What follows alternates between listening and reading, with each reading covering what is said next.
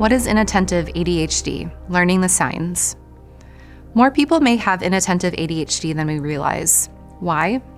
Because this type of ADHD is what's known as an internalizing disorder. This means that most of the symptoms of inattentive ADHD are experienced inside of a person. They may not be visible by others. Hi, my name is Melissa Hummelt, LPCC, and I'm a therapist here at BetterHelp. Today we're talking about inattentive ADHD.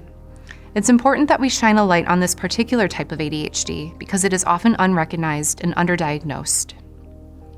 What is inattentive ADHD? Inattentive ADHD is one of the subtypes of attention deficit hyperactivity disorder. It's sometimes referred to as ADHD inattentive or ADHD-I. Symptoms of ADHD-I center around a core symptom of ADHD, and that's inattentiveness. Some of these symptoms include trouble focusing, misplacing personal belongings, forgetting appointments or deadlines, difficulty listening, losing track of conversations, procrastinating, especially with tedious or challenging tasks, trouble with task management, making careless mistakes, and daydreaming. Who has ADHD-I? Anyone can have the inattentive type of ADHD, but certain populations may be more affected than others. Those who identify as female, for instance, are more likely to be diagnosed with ADHD-I than those who identify as male. That's according to the National Institute of Health, and it's true for both children and adults. Undiagnosed ADHD might be particularly risky for girls and women too. Some of the complications for females can include eating disorders, anxiety, and depression. On the other hand, men and boys are more likely to be diagnosed with the hyperactive, impulsive type of ADHD or the combined type. Experts suspect that females are less likely to receive an ADHD diagnosis because their inattentive type symptoms are less visible to others. So all those statistics that say boys are more likely to have ADHD than girls might not be all that reliable after all. Not all symptoms of ADHD-I are invisible though. If parents, teachers, and family members are looking hard enough, there may be some noticeable signs. These are important to recognize so that everyone who needs ADHD support receives it. Let's talk about some of these signs that might be easier to pick up on. What are more noticeable signs of ADHD-I? Here are some signs you can look for in loved ones who might have this hidden type of ADHD. Simple mistakes on school or work assignments, often misplacing items like keys, backpacks, school supplies, messy rooms or chronic disorganization, frequently running late, missing appointments, events, or important meetings, evidence of projects that were started but never finished, appearing distracted, hyper-focusing on one particular hobby or activity, and being frequently lost in thought or mentally somewhere else. How does someone get an ADHD-I diagnosis? According to the American Psychiatric Association, ADHD is often diagnosed during the early elementary school years. Teachers and parents might notice problems with grades or schoolwork as a result of inattention.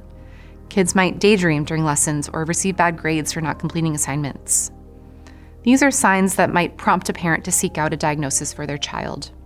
A mental health professional can evaluate their symptoms through observation, clinical interviews, or by talking with friends and family about signs and symptoms. Clinicians also use the Diagnostic and Statistical Manual of Mental Disorders, or DSM for short, to make the final diagnosis. This is a manual published by the American Psychiatric Association that provides instructions and criteria for making a mental health diagnosis. The instructions for diagnosing ADHD-I are pretty straightforward.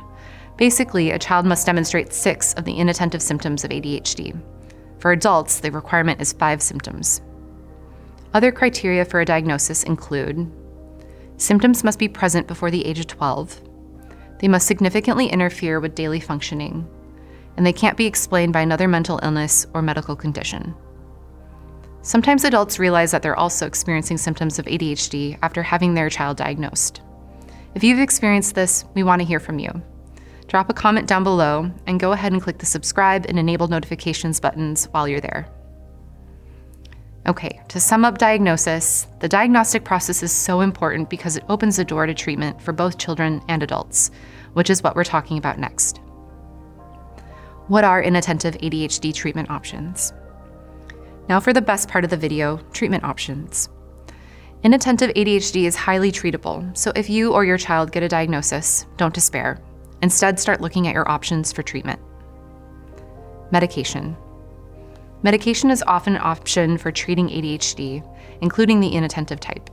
If your child is older than 6, your mental health care provider may recommend starting them on ADHD medications. This could include stimulant medications, non-stimulant medications, or some types of antidepressants. These are often the same medications prescribed for adults with ADHD, just in different doses and frequencies. Prescription medications can help ease some of the symptoms of ADHD-I for children and adults, but it's usually not enough. Providers will typically suggest some form of therapy alongside medication. Therapy. Unlike medication, therapy for inattentive type ADHD might be different for children and adults. Cognitive behavioral therapy, or CBT, is often very effective for adults, but not so much for kids. For younger children, therapists often recommend parental training.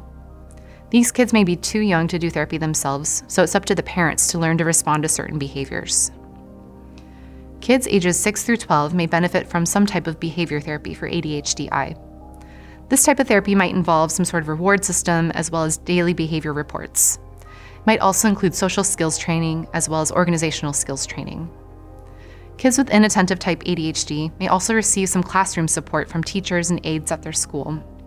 Inattentive symptoms can really take a toll on schoolwork, so this can be incredibly helpful.